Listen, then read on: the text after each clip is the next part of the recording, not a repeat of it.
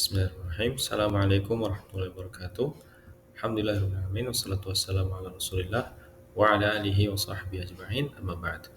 Bapak Ibu sekalian rahimani wa rahimakumullah, kita bertemu kembali masuk ke uh, pekan ketujuh dari level 3 Al-Bayan.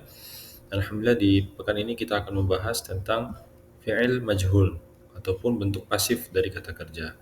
Ya, dan bagaimana kita memakainya dalam untuk mentadabburi Al-Quran. Tujuan pekan ini kita ingin memahami apa itu fi'il majhul dan juga kita ingin memahami kenapa dalam Quran kadang pelaku tidak disebutkan, hanya aksinya saja yang disebutkan. Dan kita akan melihat efek balago dan juga identifikasi dari fi'il majhul tersebut. Apa itu fi'il majhul? Ya, fi'il majhul itu gampangnya adalah kata kerja pasif.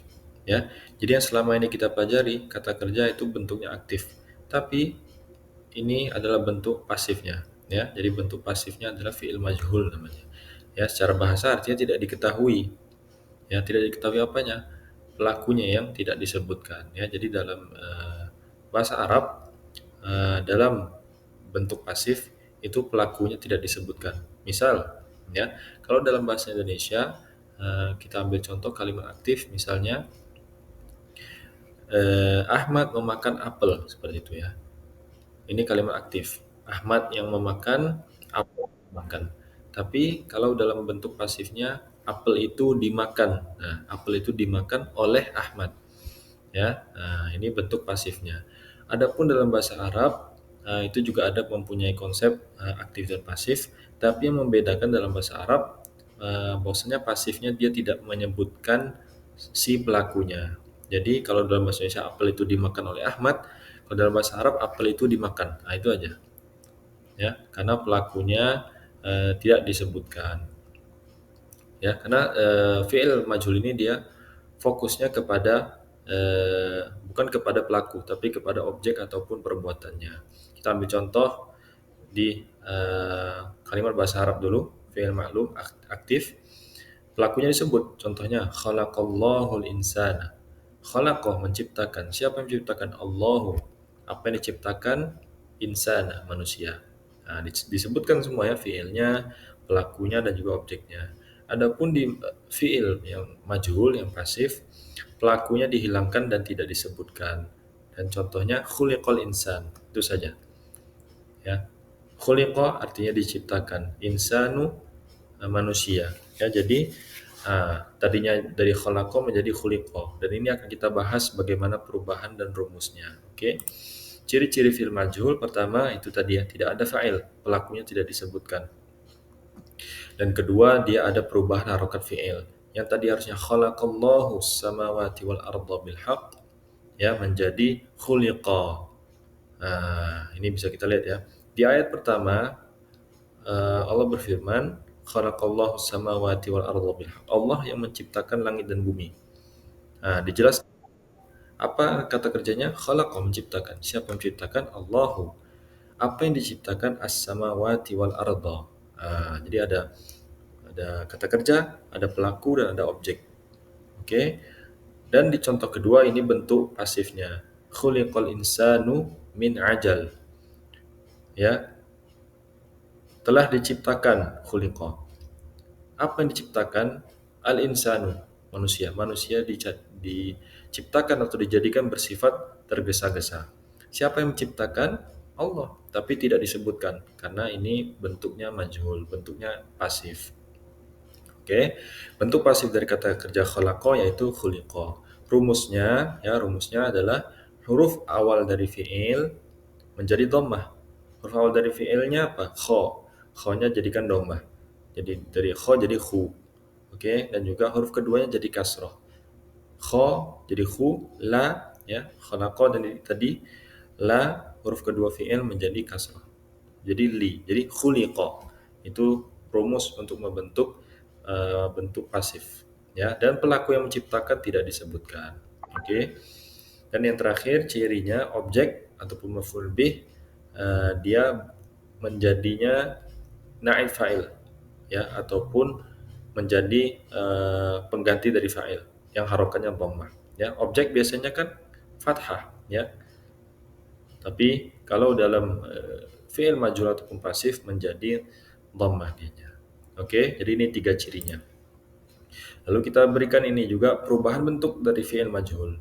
Ya, nah, ini tadi rumusnya.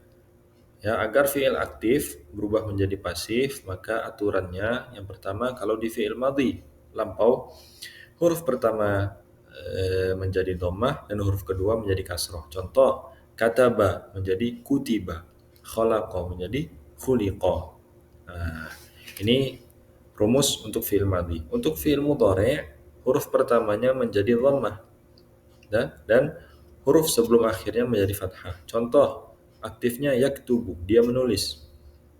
Menjadi pasif yuktab, yuktabu, ditulis. Seperti itu ya. Yakhluqu, dia menciptakan. Yukhlaq, dia diciptakan.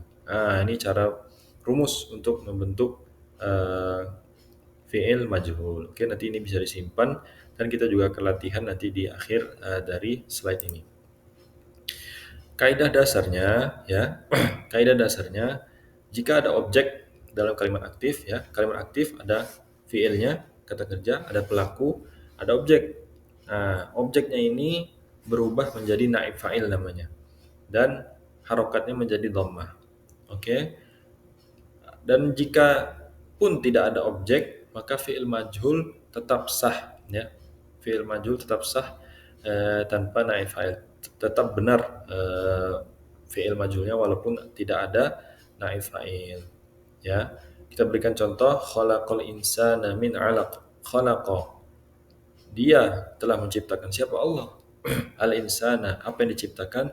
Manusia dari segumpal darah. Nah, ini bentuk aktif. Bentuk pasifnya khuliqal insanu min ajal. Khuliqa, bentuk pasif.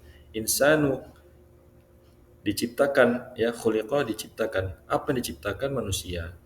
Manusia yang tadi harusnya objeknya dia menjadi fathah, dia menjadi dhammah di sini karena apa? Karena dia dalam bentuk kalimat pasif. Seperti itu ya. Jadi ini kaidah dasarnya.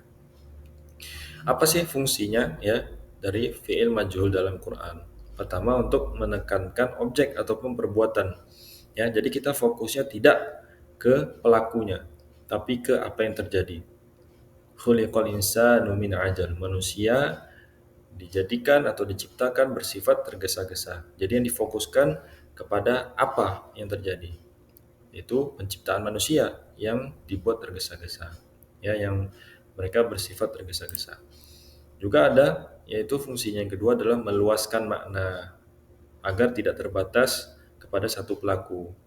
Jadi suatu statement ya ataupun suatu pernyataan bisa berlaku untuk banyak sebab ataupun banyak pihak. Contoh di surah Ali Imran, zuyyina lin-nasi hubbus syahawat. Ya, telah dihiasi bagi manusia cinta pada syahwat. Nah, ini ya. Jadi berlaku untuk semua manusia, ya berlaku untuk semua pihak.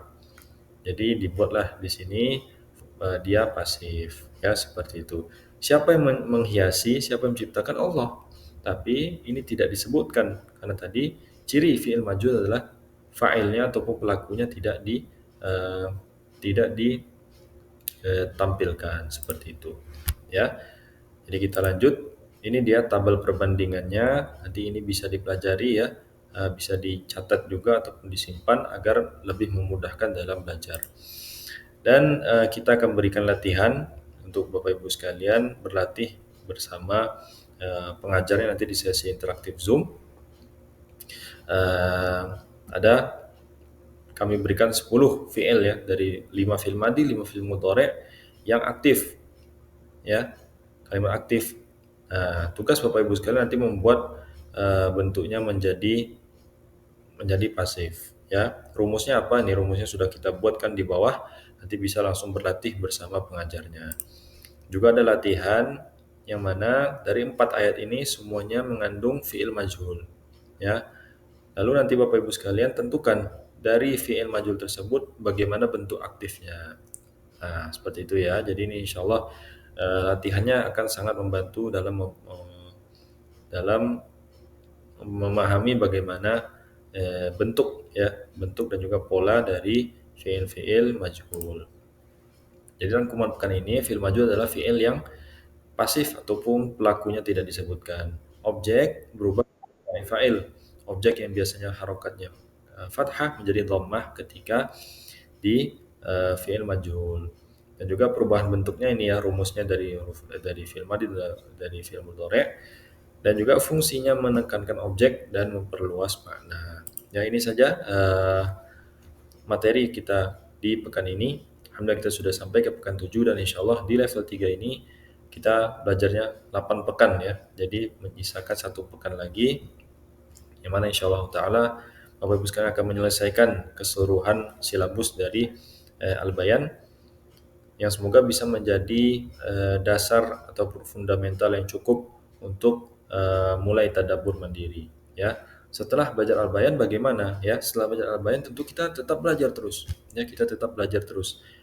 Tentunya ini semua tidak cukup. Harus kita belajar terus, kita perbaiki terus dan kita menunjukkan keinginan untuk terus belajar ya. Jangan pernah puas untuk belajar dan memahami firman Allah Ta'ala. Ini saja yang kami sampaikan. Kami berpesan lagi untuk Bapak Ibu sekalian, perbanyak ya latihan kosakatanya dari sekarang ya. Dan kosakata level-level sebelumnya itu juga masih bisa terus diakses. Ya, jadi terus latihan, oke, terus latihan, terus ikuti semua aktivitas yang ada, ikuti sesi interaktif Zoom besok malam insya Allah. Dan manfaatkan waktunya di situ untuk bertanya-tanya ya kepada pengajar apa yang menjadi masalah, juga latihan bareng ya dan praktek itu yang sangat penting sekali ya. Ini saja yang kami sampaikan. Lebih kurangnya kami mohon maaf. Assalamualaikum warahmatullahi wabarakatuh.